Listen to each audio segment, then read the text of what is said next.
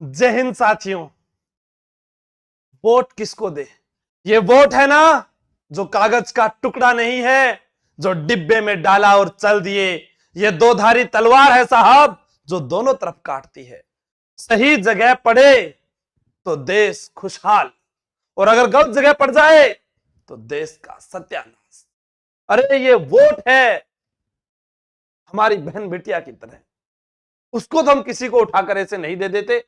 तो फिर अपने वोट और अपने मतदान का प्रयोग हम बिना सोचे समझे कैसे कर सकते हैं? इसके लिए हमें एक भरोसेमंद, ईमानदार, कर्तव्य करने वाला, हमारे साथ खड़े रहने वाला नेता चुनना होगा। आखिर आपकी नजर में वो नेता कैसा होना चाहिए? क्या आज हम बात कर सकते हैं? क्योंकि अभी बचे हैं कुछ ही घंटे और कल से मतदान है, और मैं सभी से कहूंगा कि चुनाव आयोग द्वारा आपको बार बार कहा गया है कि किसी न किसी फोन के माध्यम से, अखबार के माध्यम से, डिजिटल प्लेटफॉर्म के माध्यम से कि आप आइएगा, मतदान कीजिएगा, और आपका एक वोट कितना कीमती हो सकता है अपने राज्य के विकास के लिए, यह कल तय करेगा पूरा राजस्थान।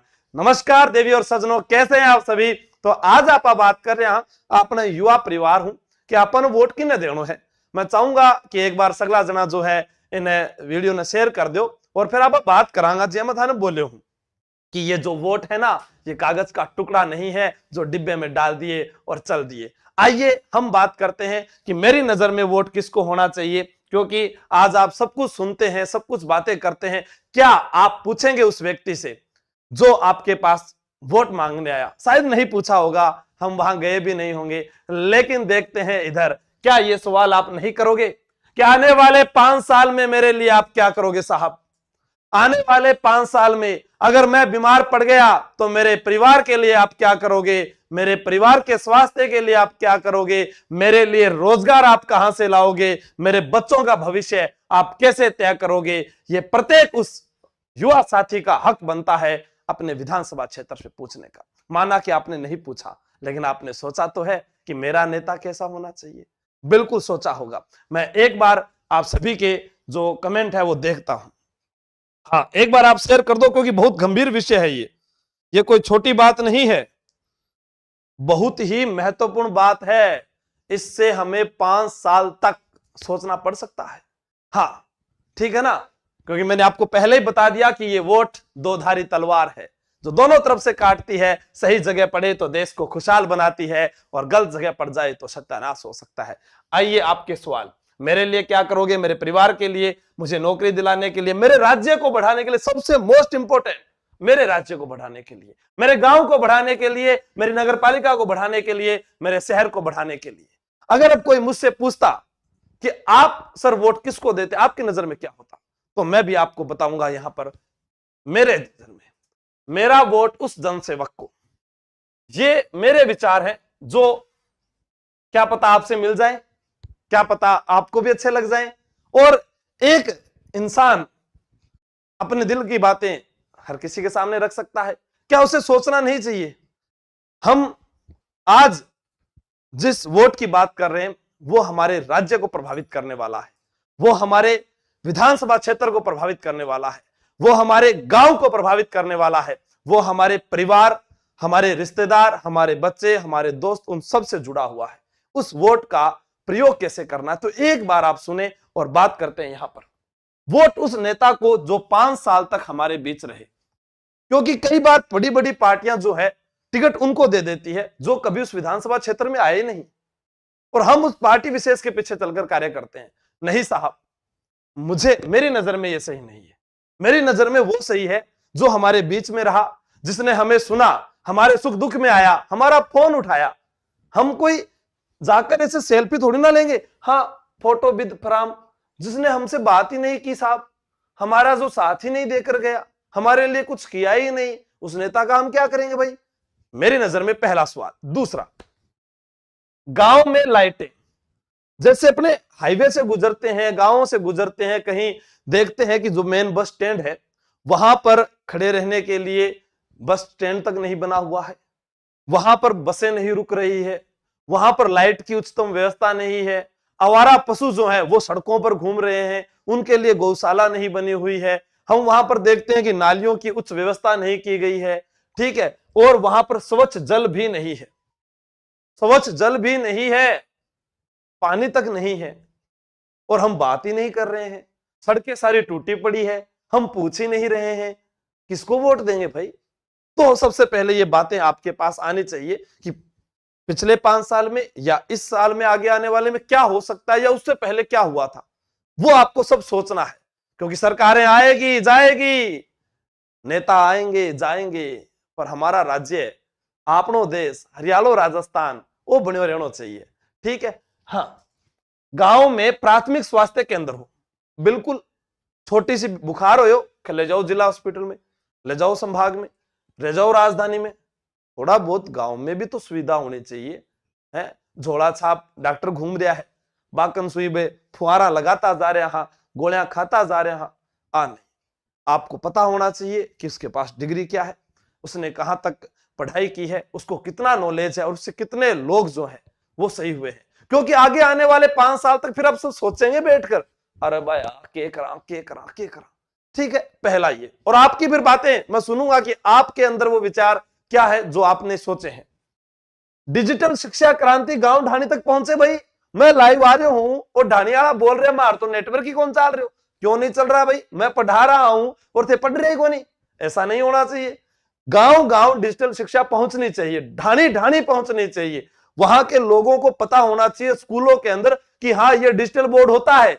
हम जब पढ़ने जाते थे तब ब्लैक बोर्ड होता था, व्हाइट चौक से लिखते थे, लेकिन जमाना बदल गया साहब, आज व्हाइट बोर्ड होता है और ब्लैक मार्कर से लिखते हैं। तो फिर हमारे गांव ढाणी में क्यों नहीं?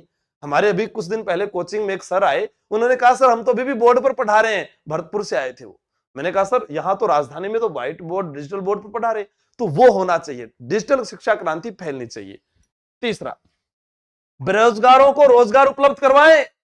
मेरा युवा साथी मानसिक रूप से परेशान होकर आत्महत्या कर रहा है, ऐसा नहीं होगा। अगर हमने सही चुना तो ऐसा आगे नहीं होगा। यह निर्भर करता है अपने आप पर। झूठी बातें करने से, आपको बहकाने से, उनसे बचना होगा। सोचना होगा कि किया किसने है, किया किसने नहीं है। आपका अपना दिमाग, आपका अपना विवेक क्या कहता है, अपने राज्य में कैसा माहौल है, दूसरे राज्य में कैसा माहौल है, उन सबको आपको तय करना होगा कि सड़क पर कौन है, संघर्ष में कौन है, हमारे साथ कौन है और आगे हमें कौन ले जा सकता है, यह तय करना होगा। तब जाकर बेरोजगारों को रोजगार मिलेगा। मैंने देखा जब मेरे युवा साथियों ने ओबीसी आरक्षण के लिए जब वो यहां पर आए तो बड़े बड़े नेता घर पर बैठे रह गए। जब पेपर लीक हुआ तो बड़े बड़े नेता हाथ में ऐसे डालकर घर पर बैठे रह गए। क्यों भाई? अब मोटरसाइकिल पर घूमया, अब घरे घरे गया, तब वो क्यों नहीं आए? क्योंकि पढ़ने वाला विद्यार्थी सोचता है क्यों हम सर माथा मारे, एक केस बन जाएगा, कुछ हो जाएगा, भविष्य खराब हो जाएगा। वो नहीं सोचता है, वो उसको टाल देता है, भुला देता है। उसके बहुत हजारों दुख दर्द होते हैं कि शहर में आकर 50,000 खर्चा, मुझे पता नहीं था राजधानी में पढ़ने वाले विद्यार्थियों का खर्चा कितना होता है, बाहर का खर्चा कितना होता है। वो अब पता चलता है ना, तब बाद में अंदर की रूह कांप जाती है कि हाँ कैसे मेंटेन करते होंगे वो लोग। जब पेपर लीक होने के बाद फिर पेपर, फिर धड़ा। कुछ तो पढ़ने वाले नहीं है, मैं उनका नहीं कहता, वो घूमने आए वो घूमो, लेकिन जो पढ़ने वाले हैं 100 में से 90% पढ़ने वाले, उनकी तरफ बात कर रहे हैं, नहीं 10% पढ़ने वाले हैं, ठीक। अपने विधानसभा क्षेत्र में लघु उद्योगों को बढ़ावा देवे। आज घर की महिलाएं चौपाल पर बैठी बातें करे, इसु बढ़िया की लघु उद्योगों बढ़ावा देवा। हम आज कहते हैं कि रूमा देवी बाड़मेर क्षेत्र में अमेरिका तक पहुंच गई एक छोटी सी शुरुआत के बाद। तो ऐसा प्रत्येक गांव में, प्रत्येक जिले में कहीं ना कहीं कोई ना कोई रोजगार, लघु उद्योग, हस्तकला जिसको हम कहते हैं, उसको बढ़ावा मिल सकता है साहब। सिर्फ कोशिश ही तो करनी है और उनको भी एक रोजगार मिलेगा तो घर का विकास भी होगा। माना कि किसी के पिता शराबी हो सकते हैं पर उसकी मां अपने बच्चों को पाल सकती है। ऐसे लघु उद्योग, जो हस्तकला, उनको बढ़ावा मिलना चाहिए।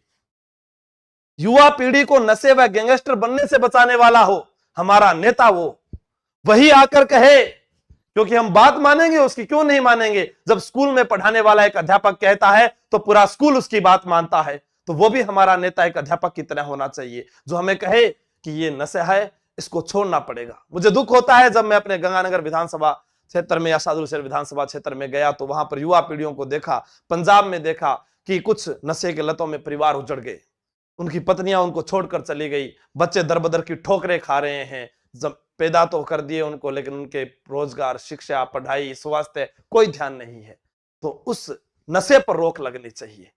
गैंगस्टर को फॉलो करने वालों पर बहुत बढ़िया राजस्थान ने पुलिस ने इस बार जो है कदम उठाया, आगे भी ऐसा उठाएं, लेकिन उसमें सहयोग जो है सहयोगी नेता दे।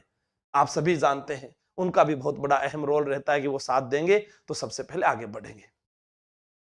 किसानों का साथ देने वाला हो, हम पर लाठी नहीं बरसाने वाला हो। हमें नहीं चाहिए हमारे माता पिता वहां धूप में रहकर, मेरे तो नहीं है किसान, पहले दादा दादी थे वो करते थे, मुझे नहीं पता, लेकिन मेरे दोस्त तो रहे हैं, उनके साथ मैं भी तो खेत गया हूं। हमारे पास पढ़ने वाले आते, उनके माँ बाप भी तो आते, सर पर साफो बांधेड़ो हुए, धोती बांधेड़ा, जूती पेरेड़ा है, हाथा के माइन आयठन हो रहा, हाथ पग फाट रहा बाका, और बे आर के हमारा टाबर ने पढ़ाओ सा, हमारा तो अब खेत में पानी कोनी आ रही है, फसल हो रही कोनी है, के करा फसलारो रेट गिर गयो, हमारा टाबर ने क्या पढ़ावागा, वो भी ध्यान रखना है। ठीक है, आपको विशेषकर कि हमारे जो किसान है उनको जब फसल नष्ट हो जाती है तो उनको मुआवजा कौन देता है, ये आपको ध्यान रखना है। महिला सुरक्षा, प्रत्येक राज्य में, जैसे हमने मणिपुर में देखा, वहां पर जो महिलाएं हैं उनको नग्न अवस्था में वो वीडियो वायरल हुआ, दिल दहलाने वाली खबरें थी वो। हम देखते हैं दिल्ली में शरीर के टुकड़े टुकड़े कर दिए बलात्कार करके, दिल दहलाने वाली खबरें हैं। हमारे राज्य में हमें ऐसा नहीं चाहिए। हाँ, महिला सुरक्षा को बढ़ावा, ठीक है, और खेलों को बढ़ावा, बहुत बढ़िया। इस बार ग्रामीण ओलंपिक्स वगैरह बहुत सारे खेल हुए, कितना मिलजुल कर उनमें आनंद लिया गया। ठीक है, एक नया हर्षो उल्लास, नई जोश, नया उत्साह हमें देखने को मिला, वही हमें को चाहिए, तो वो आपको ध्यान देना है। अब आपके क्या हो सकते हैं सवाल, उस पर मैं बात करता हूं। ऐसा नहीं होना चाहिए कि मेरा साथी कहे कि सर हमने कल मैच देखा था, मैं क्रिकेट के एक नशे की लत में हूं, क्रिकेट का एक नशा मुझे है, लेकिन मैं आप सबसे हमेशा कहता हूं कि आप उस नशे को मत अपनाओ।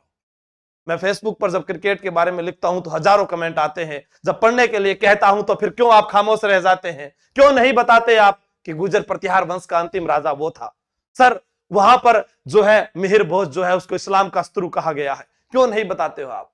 आपको पता होना चाहिए कि हाँ, तख्त सिंह के समय मेहरानगढ़ दुर्ग पर जो है बिजलियां, आकाश की बिजलियां गिर गई थी। आपको पता होना चाहिए कि महाराणा प्रताप के दरबार के अंदर जो है पंचायतन प्रकाश ग्रंथ लिखने वाला वो दरबारी कवि कौन था। आपको मालूम होना चाहिए कि अंतिम हिंदू राजा जिसने अश्वमेध यज्ञ करवाया। आपको हमारी कला संस्कृति के बारे में पता होना चाहिए कि झुरावा गीत कौन सा होता है, आपको पता होना चाहिए कि सारंग गीत कौन सा होता है, आपको पता होना चाहिए कि यहाँ पर आमेर दुर्ग की बातें क्या है, यहाँ पर कौन सी नदियां बहती है, कौन सी फसल उगती है, हमको इसके बारे में पता होना चाहिए। क्योंकि क्रिकेट ने हमको रोटी नहीं दी है, हमारा राष्ट्रीय खेल नहीं है, हमारा राज्य खेल नहीं है। रोटी कौन दे बे, आंसू ही देगा, बैठा बैठा पैसा कमा रहा है।